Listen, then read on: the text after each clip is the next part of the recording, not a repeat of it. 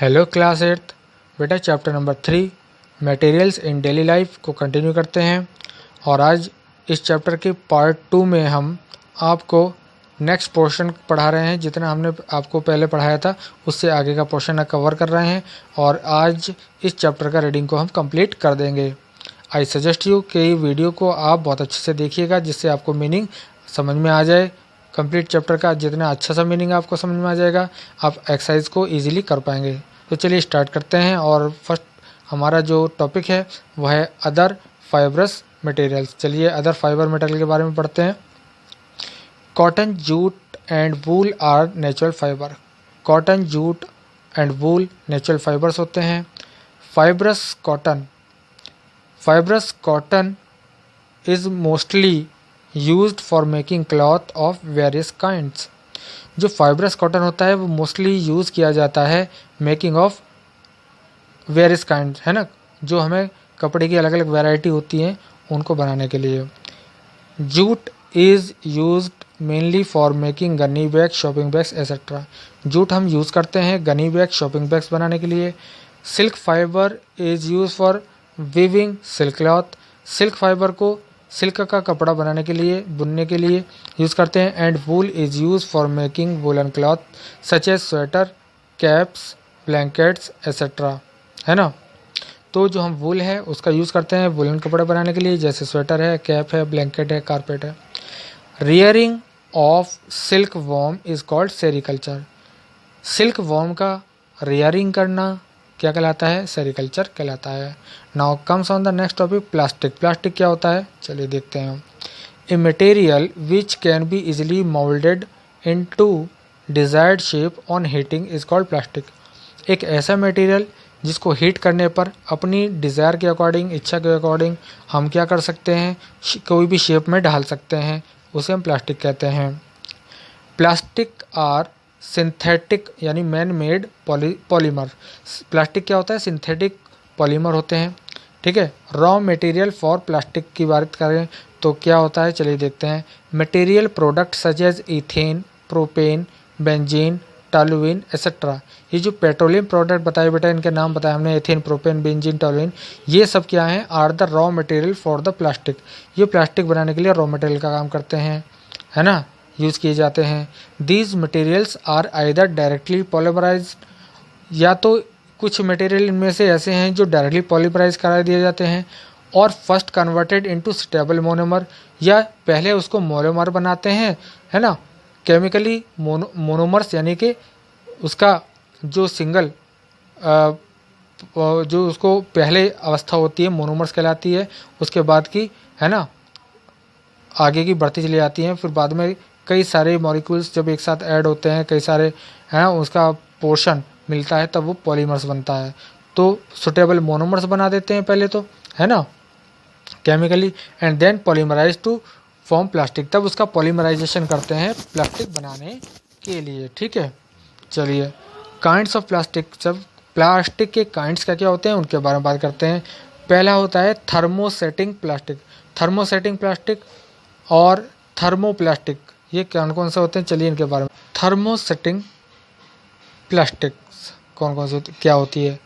A plastic substance which once moulded can not be remoulded by heating.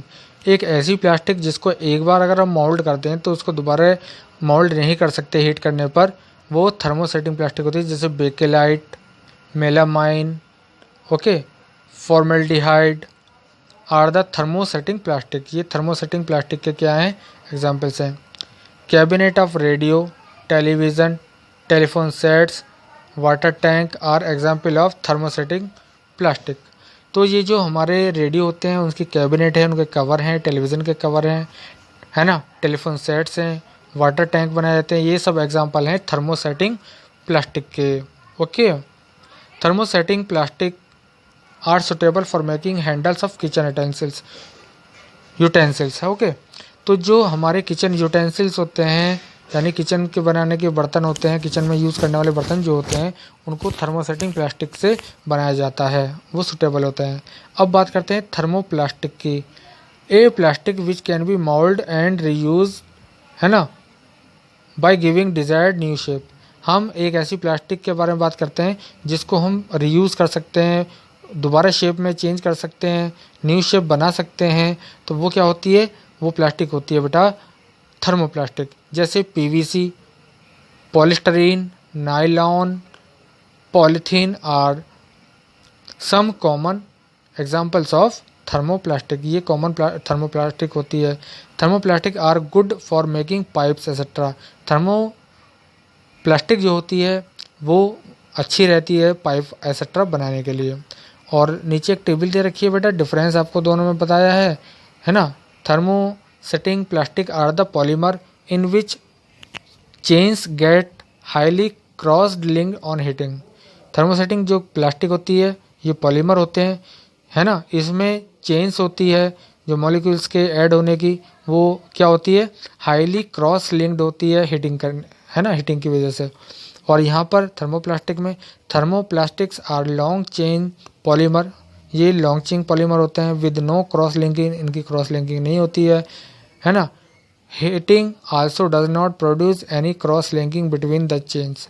Second है once moulded thermosetting plastic can be remoulded.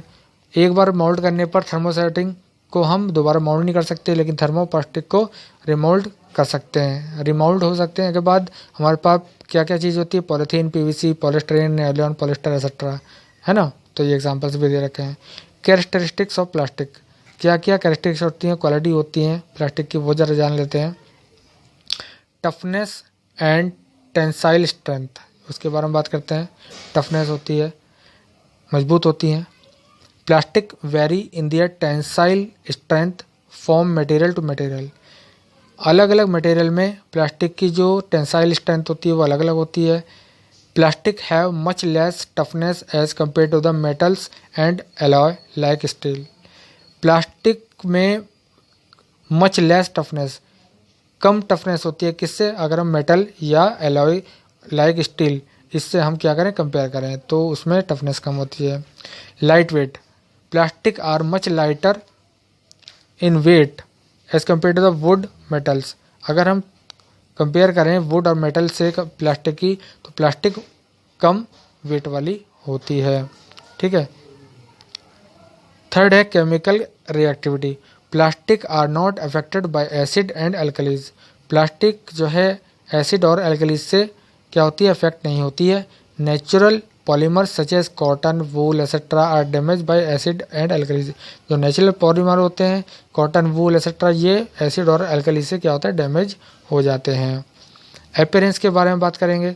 Appearance, transparent plastic material can be made they look like glass. Transparent जो plastic होती है उसका material इस type का होता है कि उससे बने हुए कोई भी चीज़ हमें ऐसी लगती है जैसे वो ग्लास से बनी हुई हो, है ना, शीशे से बनी हुई हो।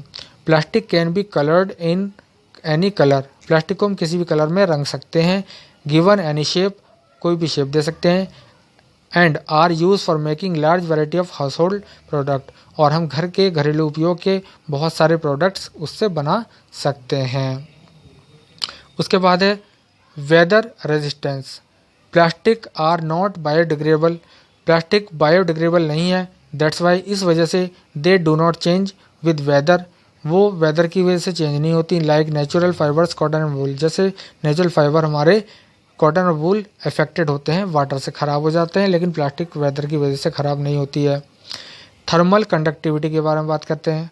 Plastic are bad conductor of heat, heat के बैड कंडक्टर होते हैं plastic. For this reason the handles of cooling utensils are made of plastic material. तो यूटेंसिल जो होते हैं हमारे घरेलू बर्तन होते हैं किचन के, है ना, उनको जो हैंडल्स वगैरह हैं उन किस चीज़ से बनाते हैं, प्लास्टिक से बनाते हैं, ठीक है, जिससे वो ठंडे रहें। इलेक्ट्रिकल कंडक्टिविटी के बारे में बात करें। Plastic do not conduct electricity, electricity को कंडक्ट नहीं करते हैं plastic material. This property of plastic is use of making electrical appliances like switches, iron, torch, bulb holders. तो इस प्रॉपर्टी का यूज़ करके हम इलेक्ट्रिकल अप्लायंसेज बनाते हैं, जैसे स्विच है, आयरन्स हैं, टॉर्च है, बल्ब होल्डर्स एक्सेट्रा, ठीक है। उसके बाद है solubility in water, no effect of water on plastic, plastic पर वाटर का कोई इफेक्ट नहीं होता है और वे पानी में नहीं घुल सकते हैं। इफेक्ट ऑफ फ्लेम समझें, the plastic melt on bringing closer to flame, और फ्लेम यानी आग के पास ले जाने पर प्लास्टिक क्या हो जाता है, मेल्ट हो जाता है, पिघल जाता है। ठीक है, चलिए, और अब हमारे पास है 6 मेलामाइन। ओके, मेलामाइन क्या होता है, ये भी क्या है, एक थर्मोसेटिंग पॉलीमर है। Melamine is also thermosetting polymer, it is hard, ये हार्ड होता है। ए हाईली पॉलिश्ड पॉलीमर, ये हाईली पॉलिश्ड पॉलीमर होता है।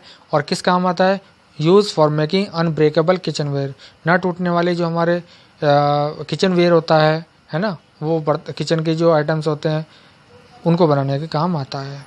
तो यहाँ पर एक टेबल दे रखी है बेटा, different types of plastic and their uses summarise below. अभी तक जितना हमने सब कुछ पढ़ा वो इस टेबल में आपको बता दिया गया है ना। यहाँ पर बताया fibre, property, uses, bakelite, Formica, melamine, perspex, polythene है ना, पॉलीथीन, पॉलीविनाइल क्लोराइड, पॉलिस्टरीन, ये सब आपको यहाँ पर इस टेबल में मिल जाएंगे। ये सब आपको बता रखा है यहाँ पर, इसको आप बहुत अच्छे से बेटा पढ़ लीजिएगा।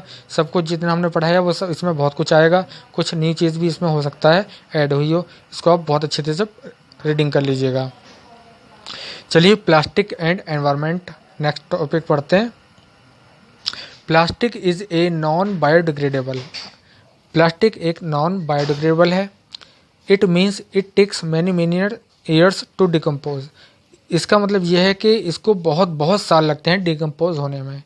It causes environmental pollution by accumulation, इसकी वजह से हमारा क्या होता है, एनवायरनमेंट प्रदूषित हो जाता है, पॉल्यूशन हो जाता है वहाँ पर एनवायरनमेंट में।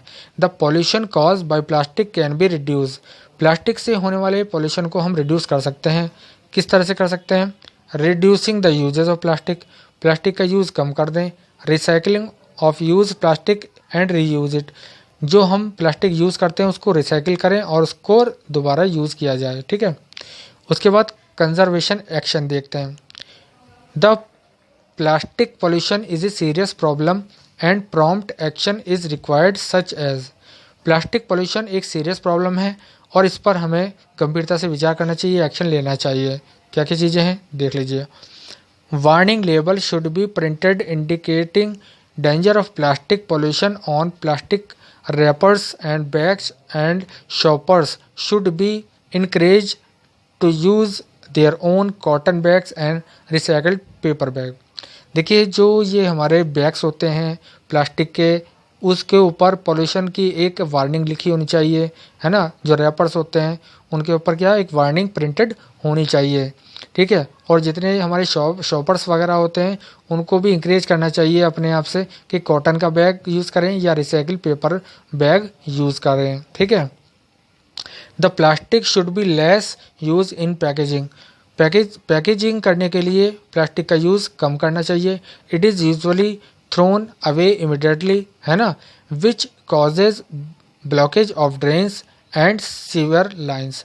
इसको जैसे आप नदी नालों में आप गेर देते हैं प्लास्टिक को, तो वहाँ से ड्रेनिंग बंद हो जाती है, वहाँ पे क्या हो जाता है, रुक जाता है पानी, तो वो क्या हो जाता है, प्लास्टिक नॉन बायोडिग्रेडेबल है, घुलती नहीं है पानी में, इसलिए वहाँ पे ब्लॉकेज हो जाती है। तो ऐसा नहीं करना चाहिए।